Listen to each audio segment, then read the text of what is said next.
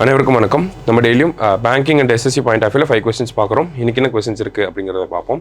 So first பார்த்தோம்னா, the ongoing legal dispute between Himachal Pradesh and Punjab is regarding Shanan hydel power project which is built on which river அப்படின்னு சொல்லி கேட்டிருக்காங்க. So இந்த Shannon hydel power project அப்படிங்கிற பிரச்சனை யாருக்குன்னா ஹிமாச்சல் பிரதேஷ் அண்ட் பஞ்சாப். சரிங்களா? எதனால அப்படின்னு பார்த்தோம்னா 1925ல் பஞ்சாப்க்கு வந்து 99 இயர்ஸ்க்கு வந்து இந்த ப்ராஜெக்ட் இந்த ஹைடல் பிளான்ட்டை வந்து கொடுத்துருப்பாங்க. ஸோ 2024ல் அந்த லீஸ் முடிஞ்சிருச்சு.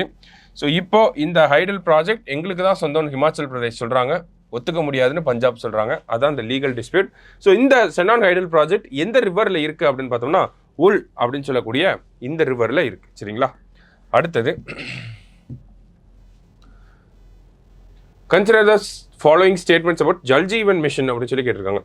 ஸோ ஜல் ஜீவன் மிஷன் பொறுத்த வரைக்கும் highest tap water connection state with high tap water connection Uttar Pradesh, low tap water connection வந்து பீகார். ரெண்டுமே கரெக்ட் தான். ஜல் ஜீவன் மிஷன் நமக்கு 2016ல் வந்திருக்கும். ஸோ போத் கரெக்ட் அப்படிங்கிறது தான் நமக்கு கரெக்ட் ஆன்சர். சரிங்களா? அடுத்தது, who is the head of the joint parliamentary committee regarding one nation one election அப்படின்னு சொல்லி கேட்டிருக்காங்க.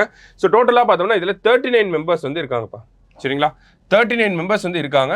இதில் 27 ஃப்ரம் லோக்சபா, 12 ஃப்ரம் ராஜ்யசபா. சரிங்களா? 39ல் 27 + 12 அப்படின்னு சொல்லி பிரிச்சிருக்காங்க. இதோட ஹெட் யார் அப்படின்னு பார்த்தோம்னா பிபி சௌத்ரி. ஓகேங்களா? இவர் தான் வந்து இந்த கமிட்டி 39 பேரோட ஹெட் சேர்பர்சன். சரிங்களா? அடுத்தது, who has been given the title of Sir by the British Royal Family. இந்த நைட்ஹுட் அப்படின்னு சொல்லுவாங்க. நைட்ஹுட் பண்ணுறாங்க அப்படின்னா அவங்களுக்கு சர் பட்டம் அப்படிங்கிறது வழங்கப்படும். சரிங்களா?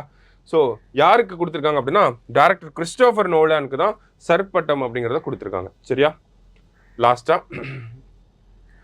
Which state ranks first in road accidents in India அப்படின்னு சொல்லி கேட்டிருக்காங்க.